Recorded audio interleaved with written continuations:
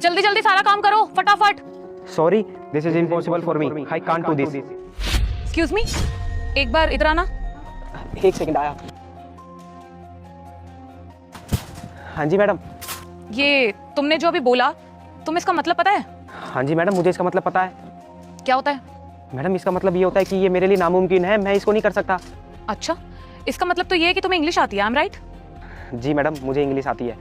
कमाल है, अगर तुम्हें इतनी अच्छी इंग्लिश आती है तो तुम ये मिस्त्री का काम दिहाड़ी पे क्यों कर रहे हो? तुम किसी कंपनी में अच्छी जॉब कर सकते हो। मैडम वो क्या है ना, ये दिहाड़ी का काम करने के लिए यहाँ पे पहले मेरे पापा आते थे। अब उनकी ना तबीयत खराब रहने लग गई, तो उनकी जगह पे मैं यहाँ पे आया हूँ। अच्छा, तो तुम्हारे पापा यहाँ काम करते हैं और उनकी वजह से तुम आए हो। बट अगर उनकी तबीयत खराब थी तो तुम लोग छुट्टी ले लेते ना, बस क्या होता, उनकी एक दिन की तनख्वाही तो कटती। मैडम अगर हम लोग छुट्टी कर लेते तो हमारी दिहाड़ी के पैसे कट जाते, और अभी हमारे घर के हालात इतने बुरे हैं कि एक दिन की छुट्टी भी नहीं ले सकते। बस इसीलिए मैं पापा की जगह आया था, और अब पापा को आराम की जरूरत है तो वो आराम ही कर रहे हैं, उनकी जगह मैं ही आया करूँगा यहाँ पे। बहुत अच्छी सोच है तुम्हारी। वैसे तुमने क्या करा हुआ है पढ़ाई में, मतलब किस चीज़ की पढ़ाई कर रहे हो? मैडम मैंने ना अभी अभी अपनी पढ़ाई कंप्लीट करी है, मैंने पूरा आर्किटेक्ट का कोर्स कंप्लीट करा है। अच्छा, फिर तुम कहीं जॉब वॉब भी कर रहे होगे, है ना? मैडम जॉब वगैरह मैं अभी कहीं नहीं कर रहा, वो क्या है ना, मैंने अभी तक कहीं जॉब वगैरह देखना चालू किया नहीं, इसी वजह से। वैसे एक बात बताओ, अगर तुम्हारे पापा बीमार रहे आगे 10 दिन तक भी, तो क्या तुम 10 दिन तक यहाँ पर ये दिहाड़ी का काम करने आया करोगे? बहुत मुश्किल नहीं लगता तुम्हें ये सब?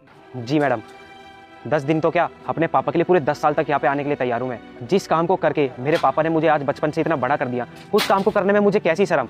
और मैडम अब तो मेरे पापा की तबीयत खराब रहती है, इसी वजह से मैंने उनको बोला कि अब आपका टाइम आ चुका है, आप बस घर पे रेस्ट करिए, अब मैं कमा के लाऊंगा।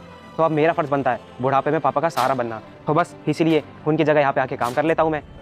वाओ, आज की जनरेशन में भी तुम जैसे बेटे होते हैं। मैंने आज तक अपनी पूरी लाइफ में तुम जैसा इंसान नहीं देखा जो अपने पापा के लिए यहाँ पर मजदूरी करने को तैयार है। तुम सच में बहुत काबिले तारीफ हो और बहुत ज़्यादा ईमानदार भी हो, जो अपने पापा के काम को इतनी ईमानदारी से कर रहा है। Thank you ma'am. वैसे तुम्हें पता है, मेरी ना एक और जगह पे नई बिल्डिंग रेडी हो रही है, और उस बिल्डिंग के लिए मुझे आर्किटेक्चर की जरूरत भी है। क्या आपको अपनी बिल्डिंग के लिए एक आर्किटेक्ट की नीड है? मैडम फिर तो मैं शायद आपके कुछ काम आ सकता हूँ। हाँ, तो मेरे काम आ सकते हो, इसीलिए मैंने तुमसे शेयर करा। मैंने वहाँ के लिए अभी तक कोई आर्किटेक्ट फाइनल नहीं करा है, तो मैं चाहती हूँ कि मेरी उस बिल्डिंग का आर्किटेक्ट का काम सारा तुम संभालो। अरे ma'am thank you so much आपका। आप चाहती है कि आपकी दूसरी बिल्डिंग का प्रोजेक्ट मैं करूं। माना कि ये मेरा पहला प्रोजेक्ट है, लेकिन इस प्रोजेक्ट को ना बहुत ही मेहनत और लगन के साथ करूंगा। आपको बहुत अच्छे रिजल्ट देखने को मिलेंगे, फिर देखना आप आपके प्रोजेक्ट को मैं कहाँ से और कहाँ पहुँचा दूंगा। हाँ, मुझे पूरा भरोसा है, तुम जैसा ईमानदार इंसान अगर हमारे लिए काम करेगा तो बहुत अच्छा काम ही देगा हमें। तुम बेटा मुझे इग्नोर मत करना। आज जो भी इस वीडियो को लाइक करके सब्सक्राइब करेगा उसको 2 घंटे में खुशखबरी मिलेगी। यकीन ना हो तो करके देख लो, और जाते जाते कमेंट में जय मान लक्ष्मी लिखना मत भूलना। आ सकते हो, कल मुझे अपनी प्रेजेंटेशन वगैरह बना के दिखा देना, फिर मैं सब कुछ फाइनल कर दूंगी। वैसे तुम सैलरी कितनी लोगे? मैडम अब मैं अपने मुंह से क्या ही सैलरी बताऊं, मेरा पहला प्रोजेक्ट है, आपको जो ठीक लगे आप वो दे देना।